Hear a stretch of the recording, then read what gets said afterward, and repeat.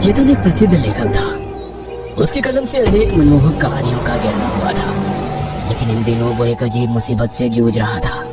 पिछले कुछ महीनों से उसका दिमाग मानो क्रिएटिविटी से खाली हो गया था। कोई नई कहानी, कोई नया विचार, कुछ भी उसके मन में नहीं आ रहा था। यह स्थिति उसके लिए बेहद निराशाजनक थी। वो दिन रात इसी चिंता में डूबा रहता था कि कहीं उसकी लेखन कला हमेशा के लिए खत्म ना हो जाए। इसी चिंता में एक दिन उसने अपने एक मित्र से अपनी समस्या बताई। उसके मित्र ने उसे सलाह दी कि शायद माहौल बदलने से कुछ उसे नया सोच सके। मित्र की बात सुनकर चेतन को अपने बचपन का गांव याद आ गया, जहां उसका जन्म हुआ था और जहां उसने अपने जीवन के शुरुआती साल बिताए थे। चेतन के परिवार में जब वो छोटा था तभी गांव छोड़कर शहर में आवास बना लिया था। तब से वो कभी गांव नहीं गया था, लेकिन उसके पिताजी ने अपने अंतिम समय में गांव के घर की चाबियां चेतन को सौंप दी थी। मित्र की सलाह और पिताजी की दी हुई चाबियों ने चेतन के मन में एक विचार पैदा किया। उसने सोचा कि क्यों ना कुछ समय के लिए वो गांव चला जाए और शांत वातावरण में रहकर नई कहानी ढूंढने का प्रयास करे। चेतन ने तुरंत गांव जाने का फैसला किया। चेतन करीब शाम के 8 बजे बस से अपने गांव के बस स्टैंड पर उतरा। घर पहुंचने के लिए उसे और आधे घंटे का रास्ता तय करना था। वो अपनी बैग लेकर चल पड़ा। थोड़ी दूर आने के बाद सड़क के किनारे एक बूढ़ी औरत रोती हुई खड़ी थी, जिसका चेहरा और शरीर मानो बुरी तरह से जला हुआ था। वो चेतन को मदद के लिए पुकारने लगी। मेरी मदद करो। चेतन उसके पास जाने के लिए निकला तो वो औरत जोर जोर से हंसने लगी और वहां से चेतन ये दृश्य देखकर भयभीत हुआ, लेकिन उसने सोचा कि ये उसका वहम होगा और अपने रास्ते चलने लगा। थोड़ी दूर आने पर चेतन को एक औरत अपने 2 बच्चों के साथ दिखाई दी।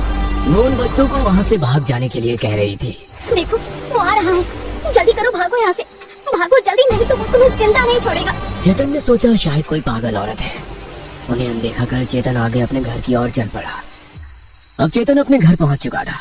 घर अब पहले जैसा नहीं रहा था, बहुत पुराना हो चुका था, मानो जैसे खंडहर हो। चेतन ने मन ही मन सोचा कि अब बहुत काम करना पड़ेगा। सामान रखकर घर के पहले सफाई करनी पड़ेगी। चेतन ये सोच ही रहा था कि उसकी नजर घर के पास बैठे एक आदमी पर गई। वह बहुत परेशान दिख रहा था। चेतन ने उसकी तरफ जाकर देखा तो उसके शरीर पर कुछ जलने के निशान भी नजर आ रहे थे।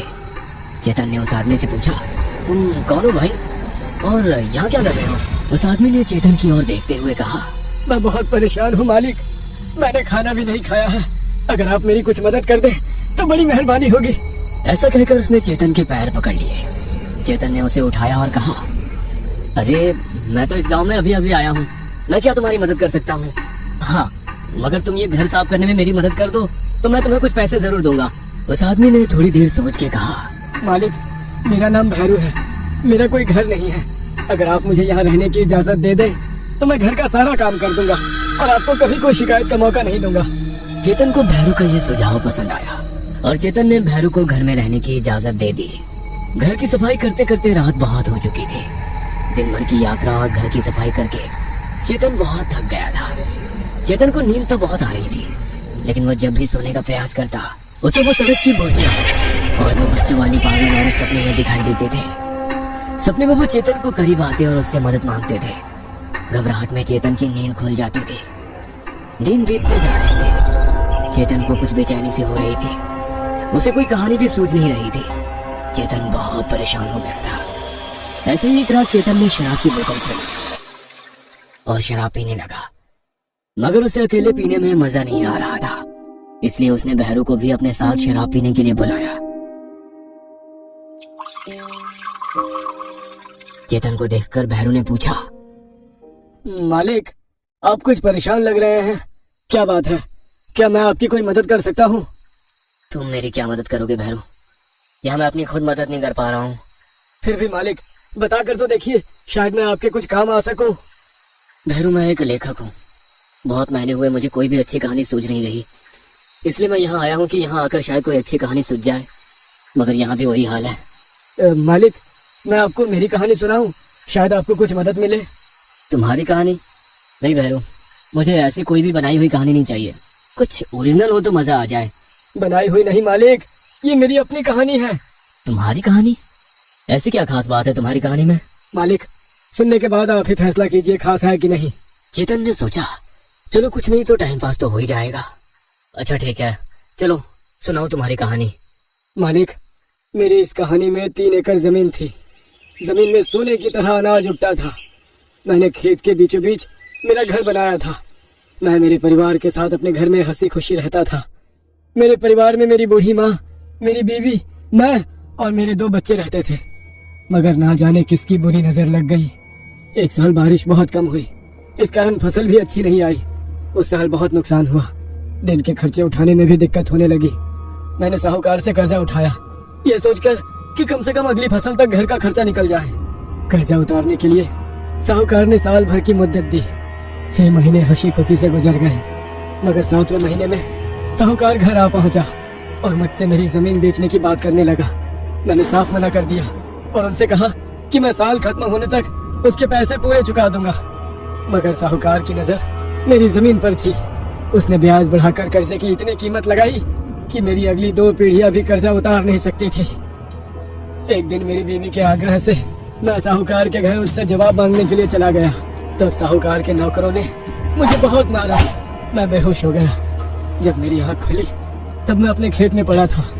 मेरे सामने मेरा घर आग से लिपटा हुआ था और मेरी बीवी, बच्चे और मेरी बूढ़ी माँ मुझे अंदर से मदद के लिए पुकार रहे थे।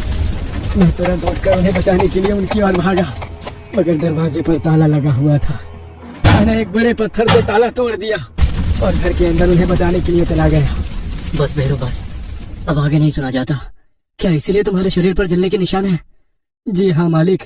चेतन ने अपने शराब का गिलास खत्म किया और सोने के लिए अंदर अपने कमरे में चला गया। दूसरे दिन चेतन उठा और भैरू को आवाज देने लगा। चेतन की आवाज सुनकर भैरू बाहर आ गया। जी मालिक, आपने मुझे बुलाया? हाँ भैरू, मुझे तुम्हारी कहानी सुनकर एक बड़ी अच्छी कहानी सूझी है। तुम्हारा बहुत बहुत शुक्रिया। अब मैं कहानी लिखने के लिए बैठ रहा हूँ, मुझे बिल्कुल भी डिस्टर्ब मत करना। मैं बुलाऊं तभी आना। भैरू ने सकारात्मकता से सिर हिलाया। भैरू ने चेतन के खाने पीने की सब व्यवस्था की और वो वहाँ से चला गया। चेतन कहानी लिखने में इतना व्यस्त हो गया था कि उसे न दिन का पता था और न रात की खबर। ऐसे ही 3 दिन बीत गए। चेतन अभी कहानी के अंत तक पहुंचा था, मगर उसे कहानी का अंत कैसे करे ये सोच नहीं रहा था। बहुत सोचने के बाद उसने भैरू को आवाज लगाई। अब भैरू, मुझे कहानी का अंत सूझ नहीं रहा है। तुम बताओ, तुमने अपने परिवार को कैसे बचाया और उसके बाद तुम लोगों ने क्या क्या किया? मालिक, मैं तो बता रहा था मगर आपने ही मुझे रोक दिया। हाँ भैरू, सॉरी, मगर मैं अब सुनना चाहता हूँ कि आगे क्या हुआ। मैं बता तो दूंगा मालिक, मगर क्या आप सुन पाओगे? हाँ सुन सकता हूँ। अब पहेलियां ना बुझाओ, मुझे बता दो आगे क्या हुआ। मैं ताला तोड़ कर घर के अंदर चला गया। मुझे देखकर सब लोग मुझसे लिपट गए और सबको लेकर मैं बाहर निकल ही रहा था कि घर के बाहर साहूकार खड़ा दिखाई दिया। उसने दरवाजा बाहर से बंद कर दिया। हम सब अंदर से मदद के लिए चीखते चिल्लाते रहे, मगर उसे हम पर दया नहीं आई और हम सब आग में जलकर भस्म हो गए। जलकर भस्म हो गए? ये क्या बोल रहे हो? अगर तुम उस आग में जलकर मर गए हो तो मेरे सामने कैसे खड़े हो? मालिक, सिर्फ मैं ही नहीं, मेरा पूरा परिवार यहाँ है, वो देखो। इतना बोलकर भैरू जोर जोर से हंसने लगा। चेतन ने नजर घुमाई तो वो सब लोग वही थे जो उसके सपने में उसे दिखाई दे रहे थे। चेतन बहुत घबरा गया और वो घर से बाहर भागने लगा। इतने में घर के सभी सदस्य अपने आप पर हो गए। चेतन ने मदद के लिए खिड़की खोली तो भैरू उसके परिवार के साथ बाहर खड़ा हुआ हंस रहा था। चेतन रोते हुए डरकर भैरू से बोला, भैरू प्लीज प्लीज मुझे जाने दो, मेरी क्या गलती है? मैंने तुम्हारा क्या बिगाड़ा है? प्लीज मुझे जाने दो। मालिक, मैंने जो आपको अपनी कहानी सुनाई उसकी साहूकार आपके दादाजी थे और ये जमीन जिस पर ये घर बना है वो मेरी है। मैं अपनी जमीन किसी को नहीं दूंगा। इतना कहकर भैरू और उसका परिवार चेतन को गुस्से से देखने लगा और देखते ही देखते चेतन का पूरा घर जलने लगा।